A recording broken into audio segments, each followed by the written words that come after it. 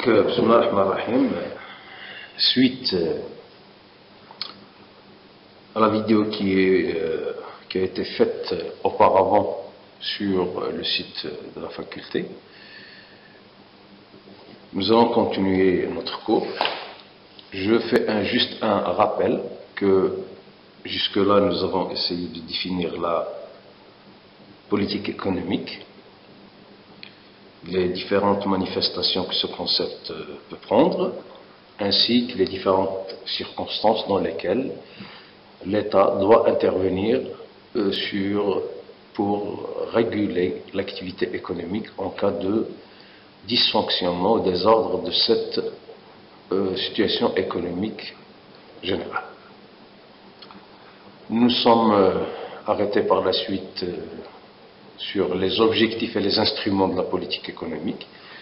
On a dit que les principaux objectifs de la politique économique sont, alors je dis bien, les principaux objectifs, ils sont de quatre objectifs principaux, à savoir la croissance économique, le plein emploi, la stabilité des prix et l'équilibre des échanges extérieurs.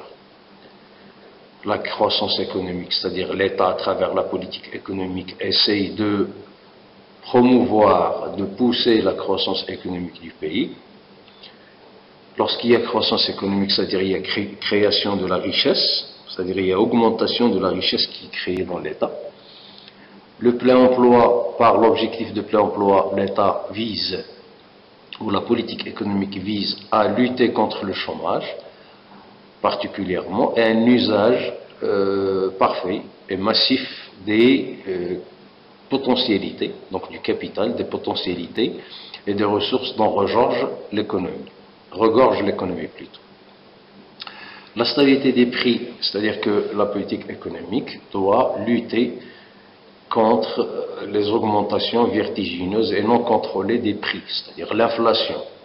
Donc, l'objectif de stabilité des prix, c'est un objectif de contenir l'inflation, pour ne pas dire lutter contre l'inflation, mais la contenir. Pourquoi? Parce que une inflation jusqu'à un certain taux tolérable, tel 1%, 2%, il est tolérable. Plus que 3%, il devient inquiétant et peut déstabiliser l'économie dans son ensemble.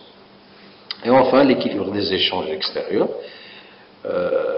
Une économie a des échanges, effectue des échanges avec le reste du monde, des échanges d'import et d'export de matières premières, de marchandises et de capitaux.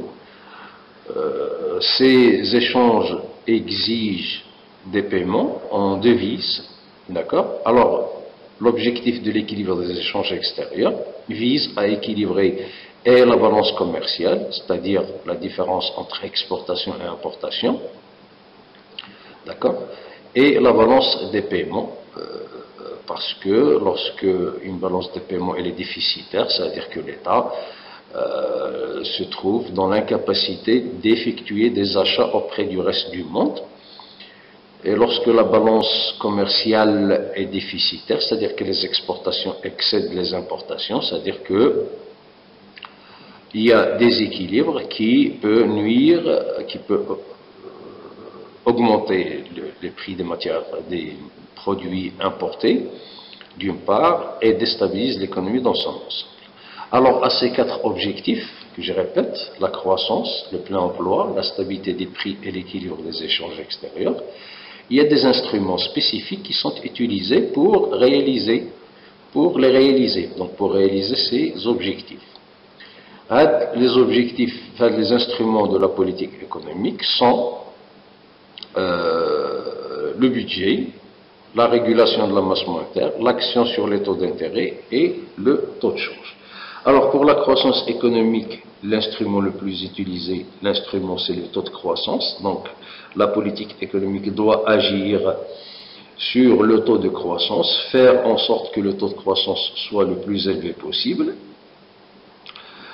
Concernant l'objectif de la stabilité des prix, l'État doit où la politique économique doit intervenir sur le taux d'inflation. Je disais tout à l'heure que le taux d'inflation devait être contenu, un taux qui soit tolérable, acceptable, qui ne dépasse pas certaines limites, lesquelles limites peuvent déstabiliser le contexte économique du pays.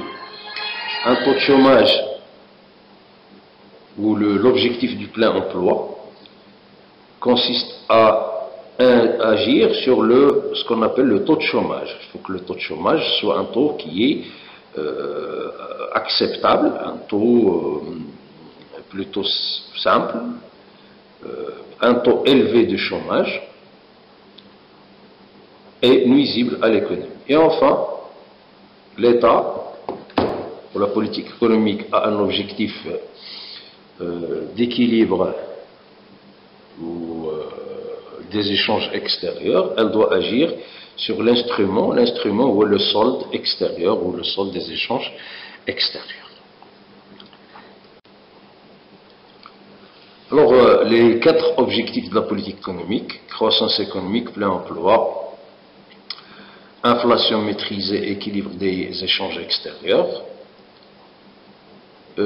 posent le problème de l'impossibilité, ou voire la difficulté de les réaliser tous à la fois. C'est-à-dire que la politique économique, l'État ne peut pas réaliser simultanément tous ces objectifs. Il y a ce qu'on appelle les dilemmes de la politique économique.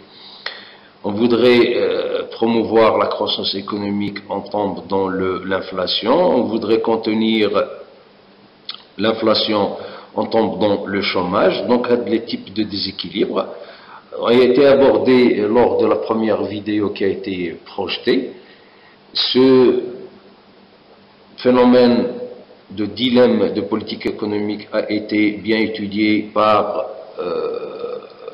Nicolas Kaldor dans le cadre du carré magique de Nicolas Kaldor. Je vous invite à revoir la première projection, d'accord, qui explique amplement ce phénomène. Et voilà, maintenant, si la politique économique vise les objectifs de croissance, de plein emploi, de régulation des échanges extérieurs et de l'inflation, de la lutte contre l'inflation, on voit bien que l'État joue un rôle principal dans la vie, dans la politique économique, ou n'est-ce pas que l'État est le principal acteur de la politique économique.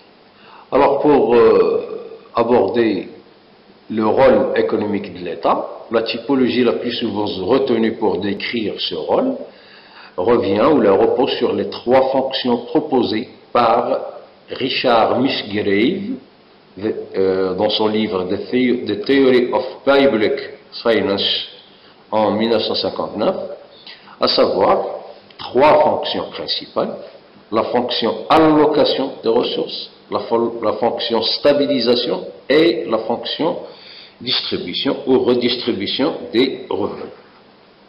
D'accord? Alors, l'État, en tant qu'acteur économique principal, dispose de 3 fonctions principales. 3 fonctions principales: la fonction d'allocation, la fonction de stabilisation et la fonction de redistribution des revenus. Et on va essayer d'aborder chaque fonction à part pour expliciter le rôle que... Alors, la première fonction principale de l'État, fonction économique de l'État, c'est la fonction d'allocation. Donc, cette fonction consiste à ce que l'État puisse allouer les ressources disponibles, l'allocation des ressources, les ressources disponibles dans l'économie de façon optimale. C'est-à-dire quoi, allouer les ressources? C'est-à-dire une utilisation optimale, une bonne utilisation, une utilisation efficace de toutes les ressources disponibles dans l'économie. Les ressources sont des ressources humaines et des ressources matérielles. Donc tout ce qui est main-d'œuvre capable de travailler et de produire, et tout ce qui est capital capable d'être investi dans l'économie. Alors cette utilisation ou cette allocation des ressources doit être la plus efficace possible. On dit elle doit être optimale. Donc au sens de Valfredo-Pareto, d'accord, une allocation des ressources doit être optimale. Elle est optimale quand on ne peut plus améliorer la satisfaction d'un individu sans détériorer celle d'un mois à un autre. Donc ça veut dire quoi une allocation optimale? Ça veut dire c'est une allocation qui satisfait tout le monde de sorte que on atteint un équilibre que si on essaie de toucher cet équilibre pour améliorer la situation d'une personne ou d'une tranche de la population, on va automatiquement déstabiliser ou déséquilibrer l'équilibre des autres tranches de la population.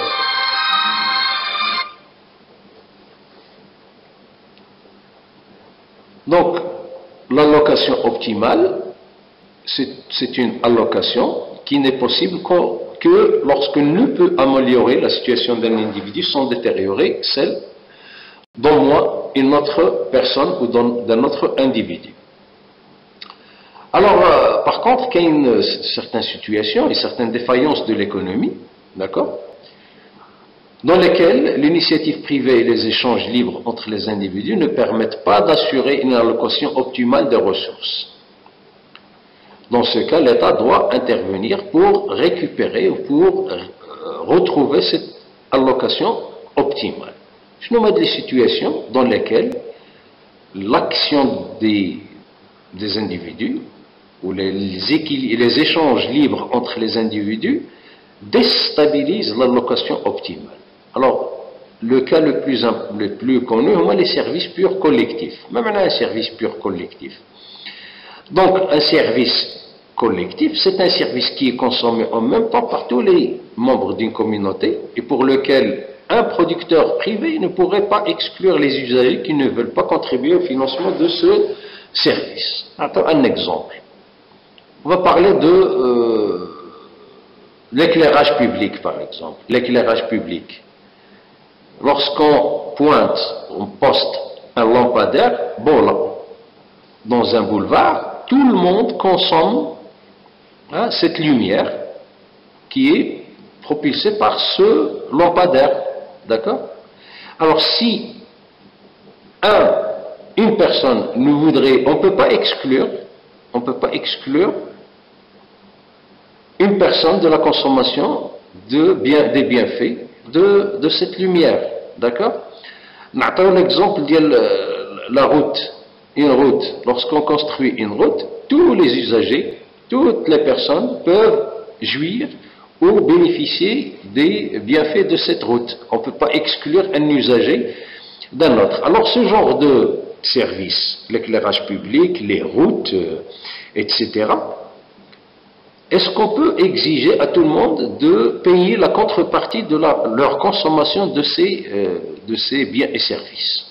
Est-ce qu'on peut exiger à tous les passants qui traversent les routes, qui utilisent les routes et qui utilisent l'éclairage public, on peut leur exiger le paiement? Il y a certaines personnes, certains usagers qui ne veulent pas payer ou qui ne peuvent pas payer. Mais malheureusement, ce genre de biens, de services collectifs, n'est-ce pas, ne sont pas, on n'est pas capable d'exclure certains usagers de leurs bienfaits. Alors, est-ce qu'un producteur privé peut produire ce genre de service? Non. Un producteur privé ne peut pas produire un service dont les usagers ou dont une partie des usagers refusent ou ne payent pas payer avec le service. Alors, qui doit produire ce bien collectif? C'est l'État, justement.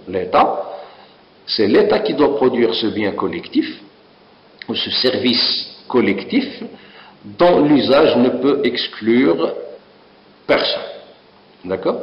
Alors, les exemples sont multiples. On a peut-être le cas de l'éclairage public et les routes. On a de la défense nationale. L'État doit avoir une armée nationale qui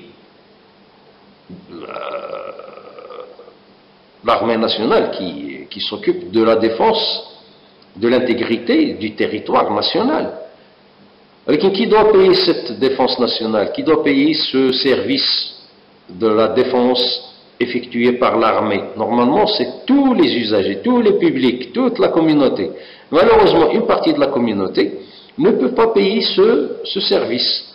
Donc c'est l'État qui s'en charge de sa production et de son offre à toute la population.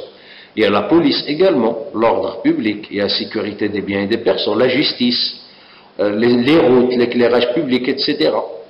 Donc, il y a ce qu'on appelle marafiq al-amma, ou les services collectifs, que seul l'État peut produire, que le privé ne peut pas produire ou ne veut pas produire parce que le paiement n'est pas garanti par tous les usagers. Quelles sont les externalités? Il y a un deuxième phénomène, on met les externalités. On parle d'externalités quand les choix d'un individu ont des effets sur le bien-être des autres individus qui ne peuvent être pris en compte dans les échanges marchands.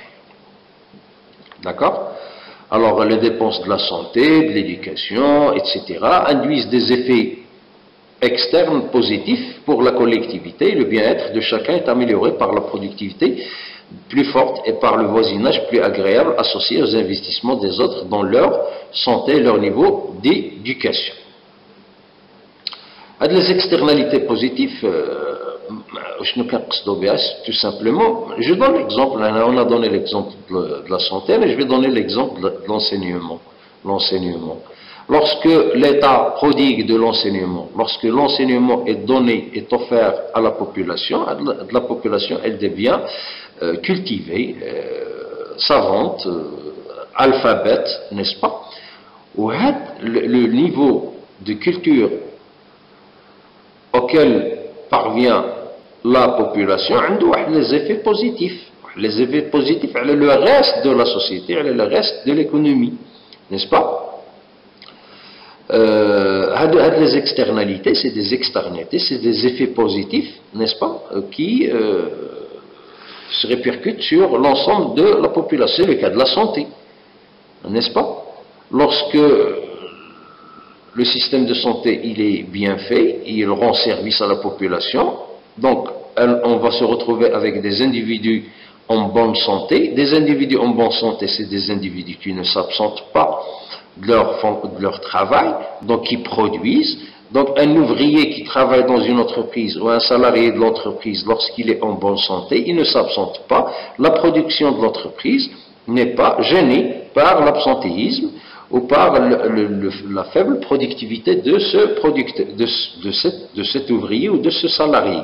Alors, la santé a un effet externe, une externalité qui, dont les bienfaits se répercutent sur toute l'économie. Alors, qui peut s'occuper de ce genre de services, tels que la santé, tels que l'enseignement? Le privé ne peut pas prodiguer ce genre de service à titre gratuit. Qu'est la santé, quel est le système de santé payant? Un système de santé, un système d'enseignement qui est payant. Le cadre, il n'est pas offert à tout le monde. Là, on parle de système de santé public et de système d'enseignement public qui prodigue la santé et le bien-être, la santé à tous les citoyens, qui prodigue l'enseignement et la scolarisation à tous les enfants, à tous les citoyens, d'accord? Ou l'enseignement, cette santé, etc. Un homme des effets positifs sur toute l'économie. Et seul l'État peut produire ce genre de service. Alors, les externalités, on a parlé des externalités positives, n'est-ce pas? On a également les individus qui déterminent leur choix en fonction des coûts privés, des avantages privés qui leur sont associés. Ils ne tiennent pas compte des coûts et des avantages que leurs décisions impliquent pour la société. Il s'ensuit une production sous-optimale dans les activités générant des économies externes et une surproduction nuisible dans les activités entraînant des économies externes. On a fait l'exemple des économies, les externalités positives, c'est-à-dire lorsque les individus agissent ou entreprennent leur activité économique, leurs activités peuvent avoir des effets positifs. C'est ce qu'on appelle les externalités positives. Mais lorsque les activités des individus ont des effets nuisibles, donc des effets négatifs sur la société, alors l'État doit intervenir justement pour freiner ces effets externes. Des exemples, il y a des entreprises qui produisent, qui font leur production, donc en faisant de la production, ils créent de la richesse, ils créent de l'emploi, ils donnent des revenus, c'est vrai, mais en contrepartie, ils produisent ce qu'on appelle les déchets industriels, ils polluent l'air. Alors, les déchets industriels, cette pollution de l'air, d'accord, ce sont des effets externes négatifs, c'est des externalités négatives. Ouais, ce genre d'externalités ne peuvent être atténuées, ne peuvent être freinées que par l'intervention de l'être. Alors la deuxième fonction économique principale de l'État, il y a la fonction de stabilisation. C'est un peu ce qu'on a dit au début de ce cours et en introduction, que les politiques de stabilisation de l'État, ou l'intervention de l'État en matière de stabilisation, consiste à réguler l'évolution des variables macroéconomiques de façon à éviter ou limiter les principaux déséquilibres susceptibles d'affecter l'économie nationale. C'est-à-dire l'économie nationale fonctionne normalement, mais parfois elle est sujet de déséquilibres, déséquilibres qui peuvent l'entacher. L'État doit intervenir pour stabiliser le fonctionnement ou les variables macroéconomiques de l'être. Alors, les éléments qui peuvent être en déséquilibre, c'est la croissance, c'est l'emploi, c'est le niveau général des prix, c'est les équilibres ou les échanges extérieurs. Alors en matière de croissance économique, en principe, d'année à année, d'une année à une autre, chaque année, l'économie nationale doit produire plus, n'est-ce pas? Donc il doit y avoir une croissance économique, une augmentation du produit intérieur brut d'une année à l'autre. Parfois, et à cause de phénomènes multiples, de causes diverses, la croissance peut être stoppée, peut être déséquilibrée, peut ne pas croître, enfin ne pas augmenter de façon substantielle. Donc lorsqu'il y a une faible croissance, ou il y a carrément une décroissance du PIB, l'État doit intervenir pour pousser, pour booster, pour encourager l'activité économique à produire plus de richesse et donc à créer de la richesse, à créer de la croissance économique. Bien sûr, lorsqu'il y a croissance économique, il y a embauche, on crée de l'emploi, on crée le revenu national par habitant, on crée le bien-être de l'individu.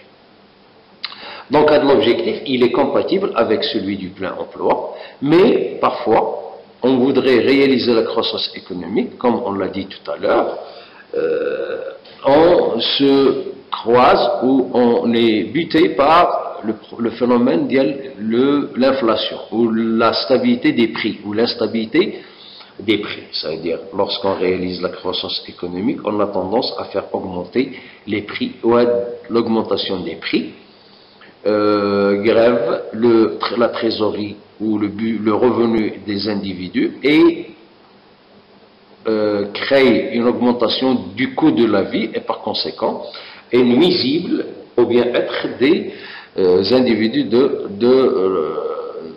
qui vivent dans la nation. Donc le dilemme, c'est un dilemme que rencontre ou dans lequel tombe la politique économique, voulant réaliser une stabilisation de la croissance économique ou voulant réaliser une stabilisation de l'économie en poussant la croissance économique, on tombe dans l'instabilité des prix ou on tombe dans ce qu'on appelle l'inflation. Alors le plein emploi, a dit tout à l'heure, on en a dit, normalement il doit y avoir une utilisation optimale de tous les facteurs de production, à savoir particulièrement le travail. Parfois il y a des équilibres, il y a chômage, donc l'État doit intervenir pour stabiliser ce phénomène, pour stabiliser, mais pour lutter contre le chômage, en créant de l'emploi, en créant les conditions favorables à la création de l'emploi. Alors, troisième élément, l'intervention de l'État en tant que stabilisateur au niveau des prix, lorsqu'il y a déséquilibre des prix, lorsqu'il y a inflation. L'inflation, il y a l'augmentation du prix. Alors l'État doit veiller à ce que les prix n'augmentent pas au-delà d'un certain taux qui soit insupportable. Alors on dit que l'État doit intervenir pour contenir l'inflation. Une inflation de 1 à 3%, elle est tolérable, elle est supportable, mais au-delà de 3%, toute augmentation des prix au-delà de 3% peut être nuisible au bien-être social, bien-être économique des agents économiques, ou la croissance économique. Lorsqu'il y a augmentation des prix, ça va augmenter les prix des intrants, des matières premières. Lorsqu'il y a augmentation des prix des matières premières, il y a augmentation du coût de production et par conséquent, augmentation des prix de vente des produits et services effectués ou réalisés par les entreprises. Et donc c'est un phénomène, une spirale qui ne cesse de se proliférer et elle doit arrêter. Donc l'État doit tout faire, doit agir sur l'économie pour stabiliser les prix en contenant l'inflation. Enfin, l'équilibre extérieur, l'équilibre de la balance des paiements. C'est un compte qui retrace, la balance des paiements, c'est un compte qui retrace l'ensemble des paiements reçus, dus ou versés du reste du monde.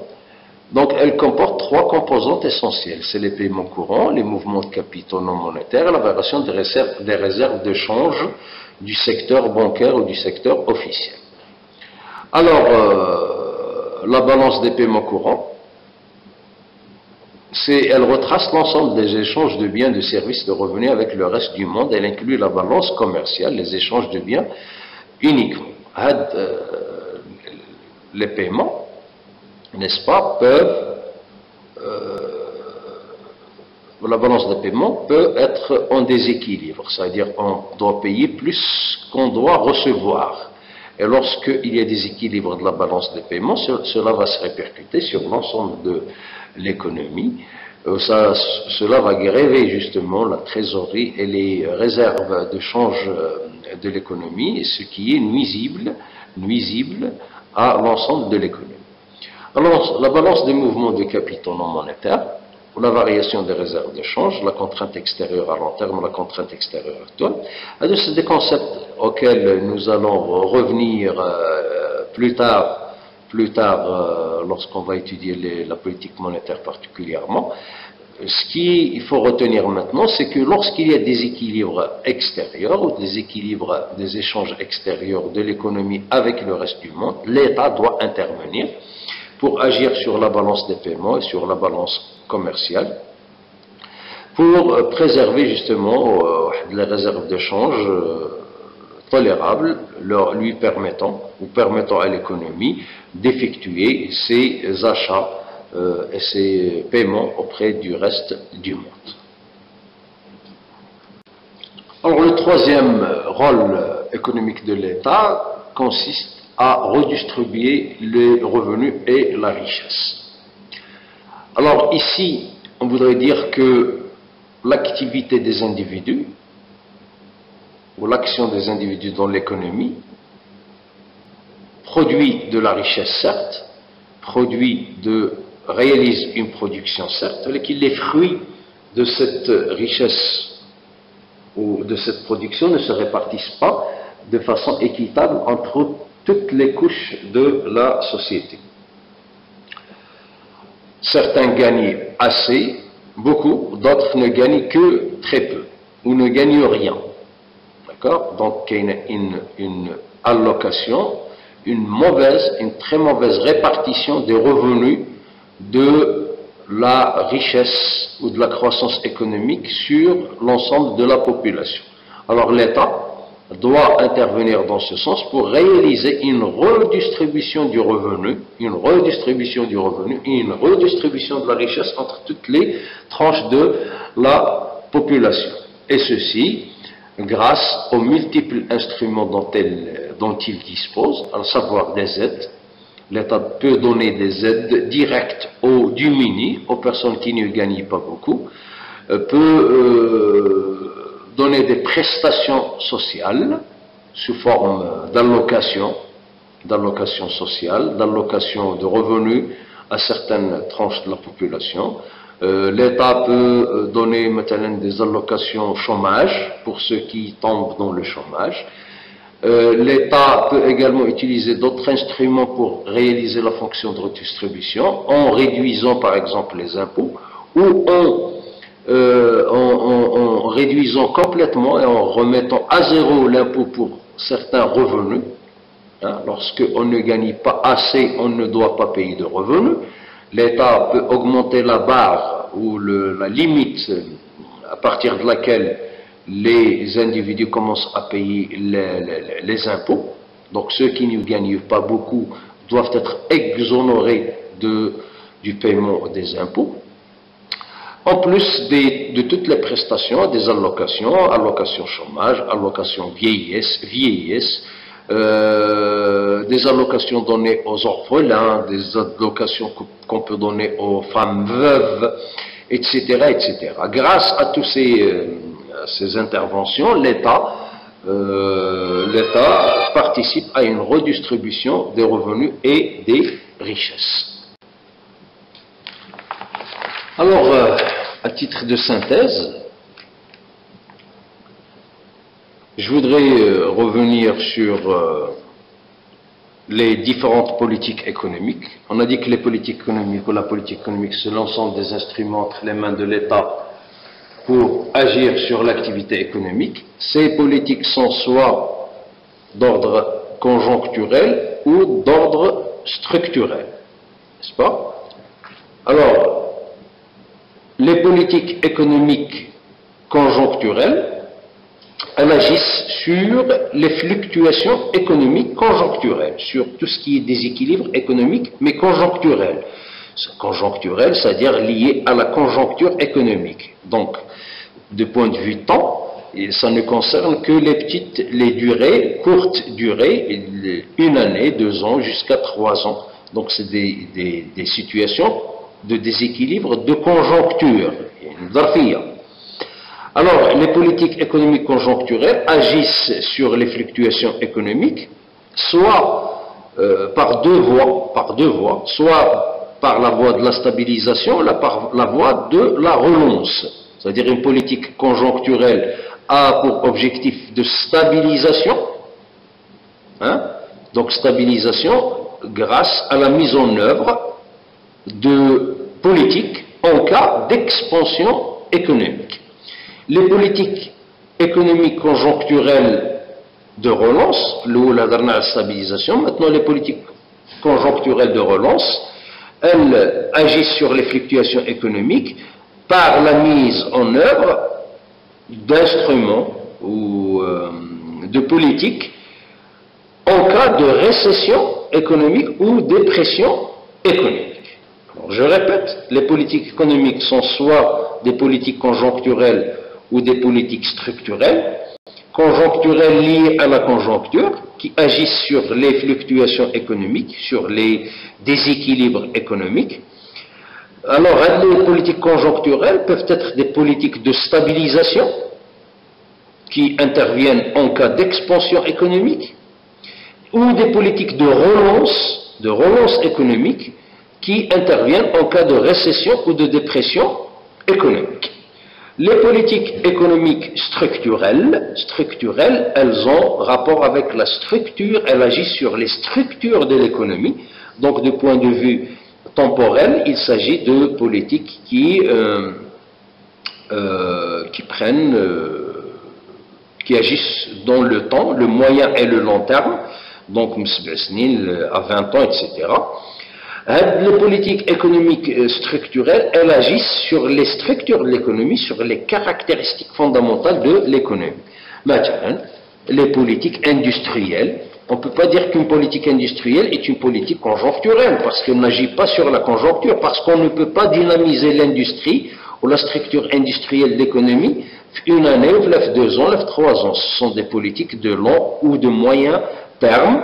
Si on voudrait relancer l'activité industrielle, par exemple, donc il faut faire des aménagements structurels, agir sur les caractéristiques fondamentales de l'économie, sur les structures de l'économie pour la rendre plus capable ou capable de produire ou de s'investir dans le domaine, dans le secteur industriel.